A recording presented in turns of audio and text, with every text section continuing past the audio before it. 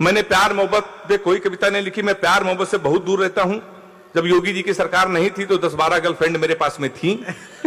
योगी जी जिस दिन मुख्यमंत्री बने ने सबसे पहले सबसे राखी बंधवाया, क्योंकि यूपी पुलिस ने सबसे ज्यादा कुटाई अगर किसी की तो प्यार करने वालों की।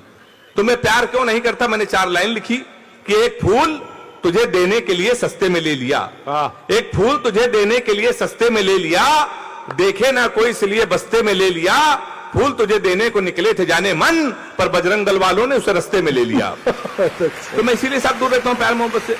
अच्छा अनु भैया, प्यार मोहब्बत से दूर इसलिए रहता हूं, लड़कियों की इतनी बीमारी है, किसी लड़की से कोई क्वेश्चन पूछ लो तो इतना उटपटांग जवाब देती हैं।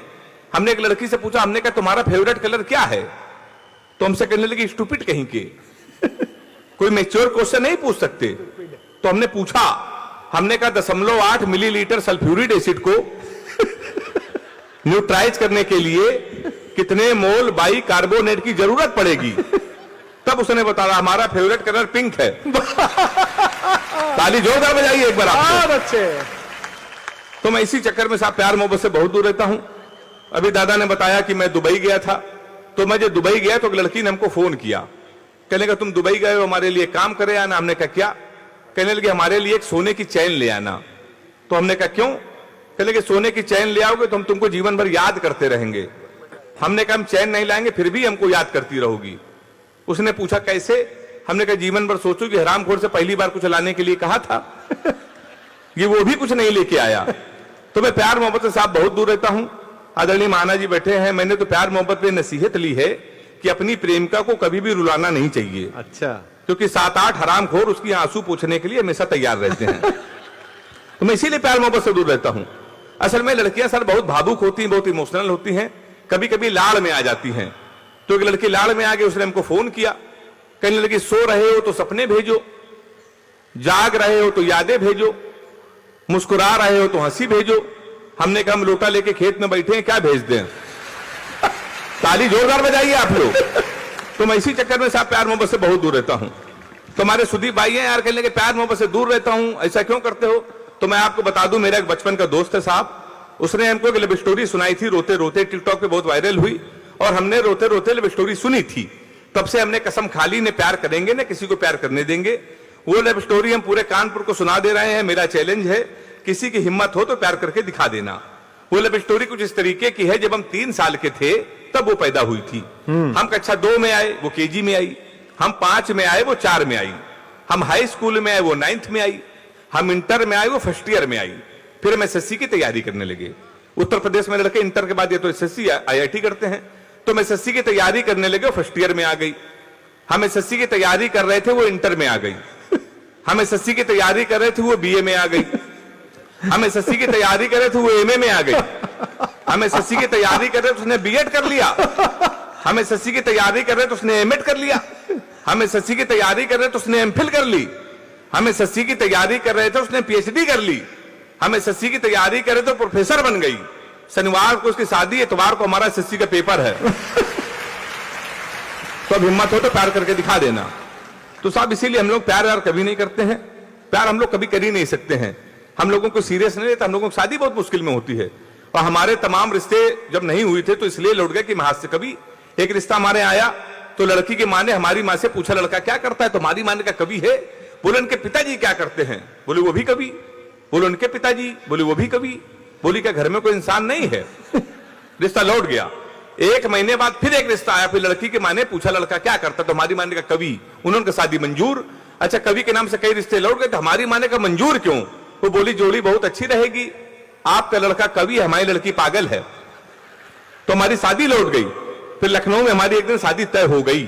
तो पिताजी ने कहा बेटा ऐसा है, सुबह 11 बजे तैयार हो जाना, होने वाली लड़की को देखने चलना है, शादी फाइनल। हम 11 बजे नहा धो के सूट वूट पहन के तैयार। 11:15 बजे पिताजी का फोन आया, कहने लगा बेटा ऐसा है, हमको ऑफिस में काम आ गया है, तुम अकेले जाओ और अपनी पत्नी को पसंद करो, शादी फाइनल। पर एक बात याद रखना, ब्राह्मण घर में पैदा हुए हो, ये घर की परंपरा है, पहली बार किसी के घर जाते हैं तो खाली हाथ नहीं जाते हैं, कुछ लेके जाते, तुम भी कुछ लेके चले जाना। हम कानपुर के हम कट्टा लेके चले गए। फिर 2.5 साल बाद जमानत हुई हमारी, तो जमानत के बाद भी रिश्ते हमारे आए। फिर एक दिन हमारी शादी हो गई, बिल्कुल सच्ची घटना है। उस दिन भारत और पाकिस्तान का सेमीफाइनल मैच था और हमारी शादी थी। तो उन्हें पिताजी से कहा पूरा हिंदुस्तान मैच देख रहा, हमारी आप शादी कर रहे हो? नहीं माने, कर दी। भारत और पाकिस्तान का सेमीफाइनल मैच, हमारी शादी। हमारे कुछ कानपुर के दोस्त हमारी बारात में डांस कर रहे थे, कान में मोबाइल लगा के भारत पाकिस्तान सेमीफाइनल मैच की कमेंट्री भी सुन रहे थे। दोनों काम एक साथ करे, बारात में डांस कर रहे, कान में मोबाइल लगा कमेंट्री सुन रहे। हम दूल्हे के पेज में सजे थे, घोड़ी के ऊपर बैठे थे। जैसे बारात में पहुंचने वाले थे, एक लड़का घूम के हमारी तरफ चिल्लाया, बोला छक्का। हम डर गए साहब। हमने कहा कहां छक्का? कहने लगा विराट कोहली ने मारा है। तो हमने कहा कोहली ने मारा तो हमारी तरफ क्यों देख रहे हो? शादी के पहले दिन छक्का कह रहे हो देख के हमको। हमने कहा आपके मारे तो हमारी तरफ ना देखना। पता चला 2 मिनट बाद इंडिया मैच जीत गई। किसी ने खुशी के मारे घोड़ी के नीचे सुतली बम रख दिया। अब वो बम फटा तो घोड़ी भागने लगी, हम भी भागने लगे। हमने चलती घोड़ी से पिताजी को फोन मिलाया। हमसे बोले कहां हो बेटा? हमने कहा पिताजी भाग रहे हैं। बोले किसके साथ? ताली तो आप लोग ऐसे बजा रहे इसमें बारात आए थे। हमने कहा घोड़ी के साथ। बोले बे शर्म नहीं आती, भागना तो किसी लड़की के साथ भाग जाते। हमने कहा पिताजी वो बहक गई थी। कहने लगे आज घोड़ी बहकी है, कल को गधी बहकी तो उसके साथ भाग जाओगे। उन्होंने वैसा मोबाइल बंद कर लिया। 1 हफ्ते लगातार हम भागते रहे। 1 हफ्ते बाद हमको होश आया तो हमने अपने आप को जंगल में पाया। वहां 4-5 आदमी खड़े थे। हमने कहा कानपुर का पता बता दो ना, बीबी को विदा कराना है। तो उन्होंने कहा देखो ऐसा है, हमारे यहाँ रामलीला का पाठ चल रहा है, ये राम है, ये लक्ष्मण है, सूप नखा का रोल जिसे करना था नहीं आया, तुम सूप नखा का रोल कर लो। हमने कहा इसमें क्या करना पड़ेगा?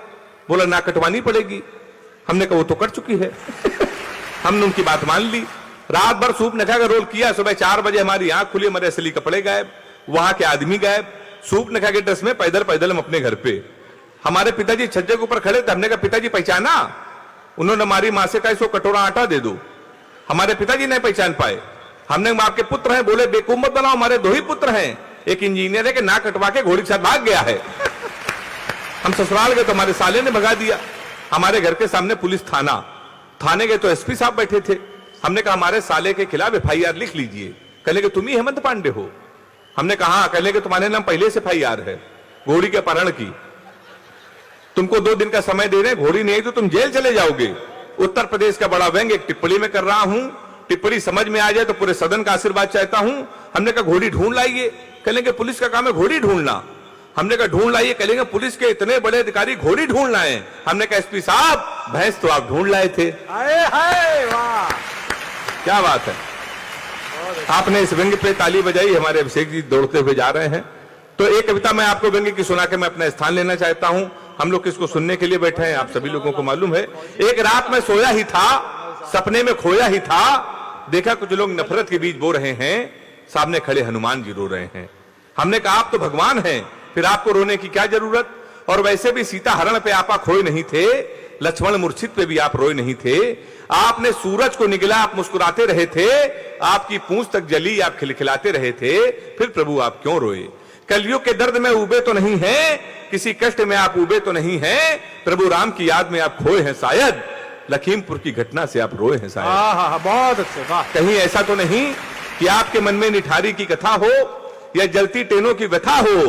प्रभु बोले तेरी बात सही है, मेरे रोने का कारण यही है, आज हर इंसान हिंसा के दौर में पल रहा है, मेरी तो केवल पूंछ जली थी, आज हिंदुस्तान जल रहा है। वाह, मेरी तो केवल पूंछ जली थी, आज हिंदुस्तान जल रहा है। और वैसे भी चुनाव का मौसम आ गया है, कुछ नेता हमारे मंदिरों में आएंगे, हमारी झूठी कस्में खाएंगे। डरता हूं देश आतंकवाद महंगाई लाचारी में न खो जाए, मंदिर मस्जिद के नाम पे कहीं दंगा न हो जाए। बहुत अच्छा। क्योंकि जो प्यार को सीखते थे कसाई हो गए, कल तक भाई भाई थे दंगाई हो गए। यदि एक भी बेकसूर का खून धर्म के नाम पे बहा, तो मैं चैन की नींद कैसे सोऊंगा? अभी तक तेरे सपने में रोया था, फिर हकीकत में रोऊंगा, फिर हकीकत में रोऊंगा। बहुत अच्छे, बहुत अच्छे, जीते रहिए। वाह वाह।